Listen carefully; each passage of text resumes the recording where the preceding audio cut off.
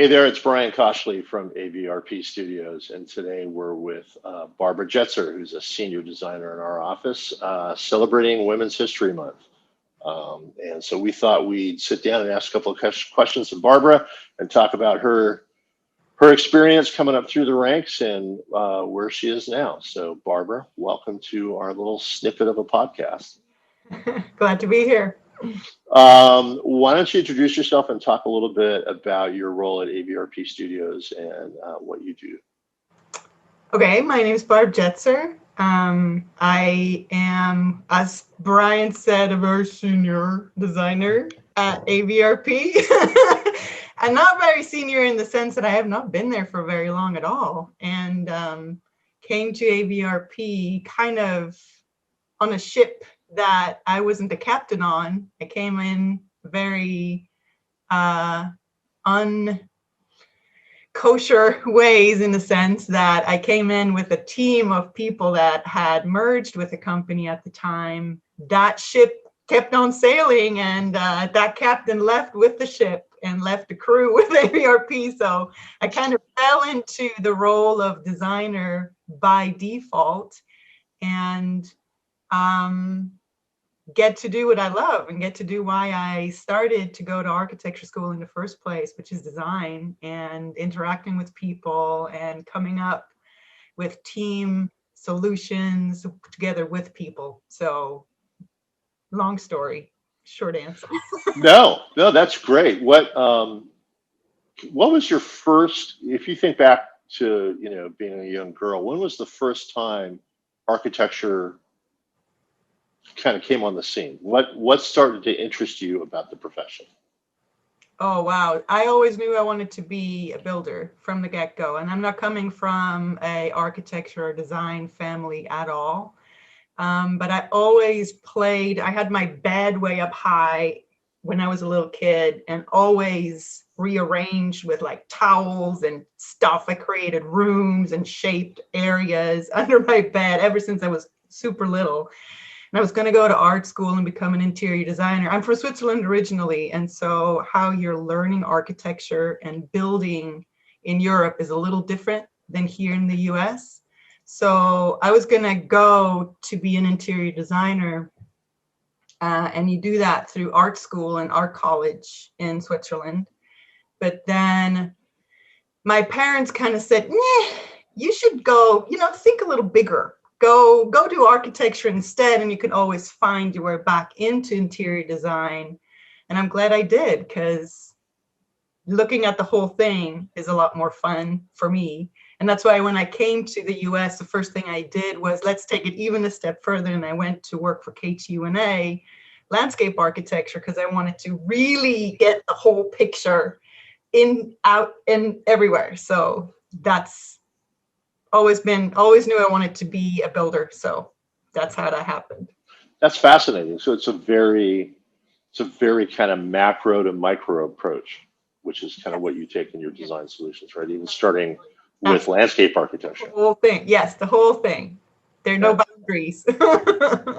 And since we're doing so much in city, I really appreciate how humanity and the built environment interact, and how that really should be boundaryless and should be considered much, much further than just, this is my project scope.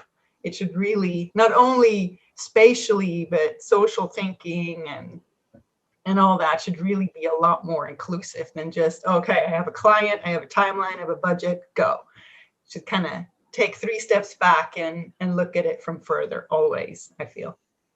And that's interesting. Talk about that a little bit, because I have seen that in working with you on a couple of projects that we worked together, this idea of, we have a client, they have a site, but we're trying to encourage them to think broader than just the property line or their site. How do you broach those kind of conversations with clients as a designer? Well, I've been, especially with the last few projects that we worked on, and one of them we worked on together, I've been lucky enough to work with not just a client, and I don't want to diminish that in any way, but not a client who is here to have a business model and look at this as an investment or a furthering of their own portfolio necessarily. I've worked with a church and I'm working on 2 projects with affordable housing people. They have a social agenda that they're pushing very heavily.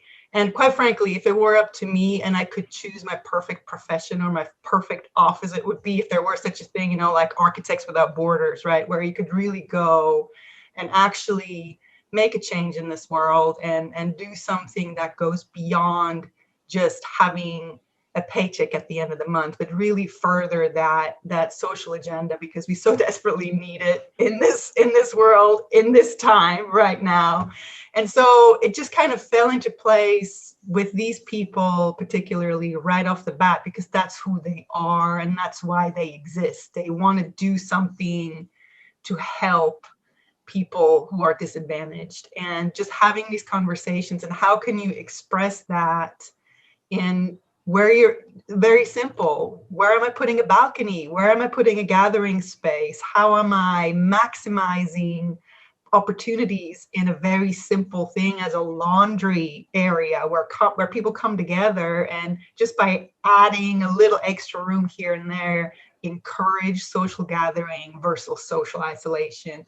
So in these 2 cases, it just kind of fell into place. I was lucky enough to do that. But even in an urban situation, if it is a typical client, let's call them, just asking questions. You know, do you think it is important for your street frontage to be transparent? And do you want you want to invite the public in, or things like that? So it's always nice to have conversation with the client and ask the questions and push it if it's possible. Do you think that awareness of social issues was as a result of starting in Europe, or is that something that you kind of discovered in coming to the US? What was the genesis of that kind of social awareness in your professional career? It's actually coming to the US kind of opened my eyes. And growing up in Switzerland, I mean, I never had to walk my bike, but there were no homeless people where I grew up. Switzerland is one of those crazy places where everybody's doing just fine, you know. There is much less outward expression of social injustice and inequality. Whereas I remember I was 12 years old when we traveled in France, where I saw my first clochard, we call them, you know, the wine bottle guy with the hat on his head. It's like, Mom, why is this man sitting on the sidewalk? I mean, it just kind of hit me. And I was pretty old when I saw my first homeless person. And then traveling around, I traveled to Africa quite a bit, sub-Saharan Africa, with my husband, who was doing his PhD work on chimpanzees. So we had to go to these crazy areas that when you go to Africa, we didn't go to Kenya to safari, we went where the people live and saw poverty and just the grit to stay alive right off the bat. And somehow these 2 extremes, Switzerland and Africa, I see them both here in the US. I see this fight for survival every day. I'm driving into work, when I'm coming up the street, and I see these masses of homeless people trying to survive on the sidewalk. And then when I'm going for a walk here where I live in PB in La Jolla, where I see the insane mansions and this contrast and this kind of complete parallel universes, still absolutely shocks me on a daily basis. So it's kind of the clash is here more than from when I grew up and became more aware here. Yes, the theme of social justice and social issues is really interesting. If you were able to travel back in time and talk to that young girl that was building in her bedroom with towels and sheets, and talk about what you've learned as a professional up to this point, what would be some pieces of advice that you would give her or give women that were thinking about starting out in a career in architecture?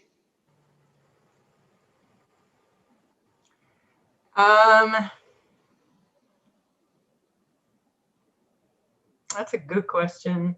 To think beyond what you want and where you're in. So architecture is a pretty egomaniac profession, right? I mean, all these famous people, the Frank Lloyd Wrights and the Jean Nouvelles and all these people that become well known in architecture are frankly egomaniacs and are all about what they want and their vision and their ideas, and they're very jealous of their brand and type of architecture. And when you go to architecture school, at least where I went to architecture school, it's all about you and your ideas and your concepts. But really, I feel like we have too much of a responsibility to humanity. In a sense, we're shaping the environment everybody lives in. That's us. We're doing this, and we're not there to create those icons and plant a flag in the ground that people can say, oh, there's a whatever. We're here to make life for people better. So go beyond your own ego, forget your own ego for a little while, and just be sensitive to what needs to be done here and now. That would be my best advice. That's my biggest lesson that I've learned in this whole thing. That's deep. Ooh. You sat there for a moment trying to put your thoughts together, and then you came up with something that was it's pretty deep and there, thoughtful. but it never percolates down to a sentence. Let's put it that way. Yeah. What's one of your favorite things about working at Avrp Studios? The fact that there is this freedom and this trust. I think I get a lot of freedom to explore things, and people I work with trust me with pretty big projects, and I really appreciate that. And the flexibility that I've been granted. I am a mom, I have kids, and especially these last few months have been trying. So 12 months. exactly. It's been a year exactly now, actually, that they got kicked out of school. Being able to manage that, giving me the flexibility to work a little less hours so that I can manage that, has been really, really wonderful. And just the people. I mean, who cares about the name Avrp? It's the people who I work with, and great collaborations, great people, generous people in this whole company. So that's awesome. We've on the social platforms have used the hashtag Avrp family because of exactly just the familial, when I first joined the firm, having the shareholders' wives and mothers and kids as part of our events as a company, and coming, as you stated, coming to recognize that we really are a family, and there is, like you said, the freedom and the trust within the family to be able to do great work. So what's it like balancing responsibilities as full-time mom and full-time designer? How does that work? It's tricky because my husband and I are it. We're the two little units here. We don't have a family network. All the uncles and grandparents and everybody is overseas. So when the whole having children thing first kicked in, it was a little rough in the beginning. I tried to just work from home, do small projects, but realized I need to collaborate. I need people around me. So I needed to be embedded in a kind of teamwork, that sense. So I ended up having to hire a nanny. And that was the only way I was able to do that. And I met a wonderful, wonderful lady who became one of my best friends here in the US. She's still one of our very good friends, and our daughters still see her often. So that was the only way. And it worked out wonderfully because that trust was there, that I was leaving my most precious people here. And we're a very, very small unit because it's just the four of us here.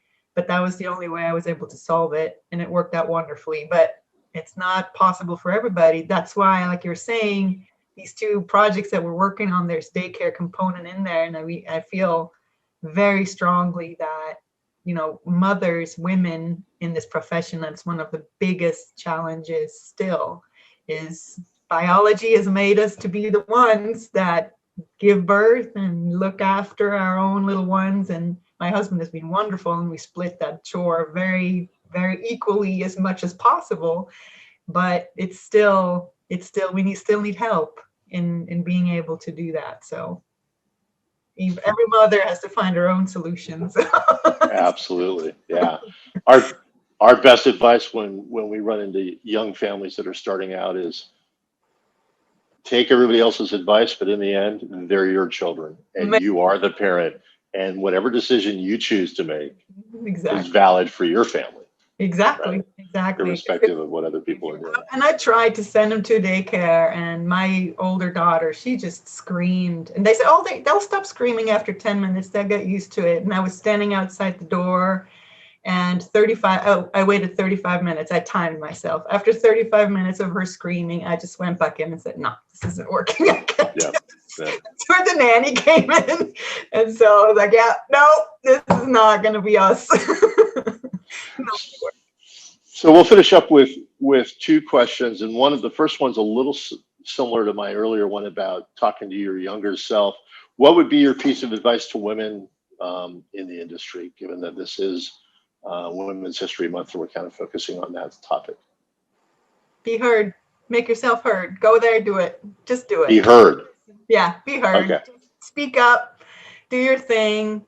I don't know how it is here in the US, but when I went to school in Switzerland, in a class of 40 students, there were exactly 2 women. The rest was men.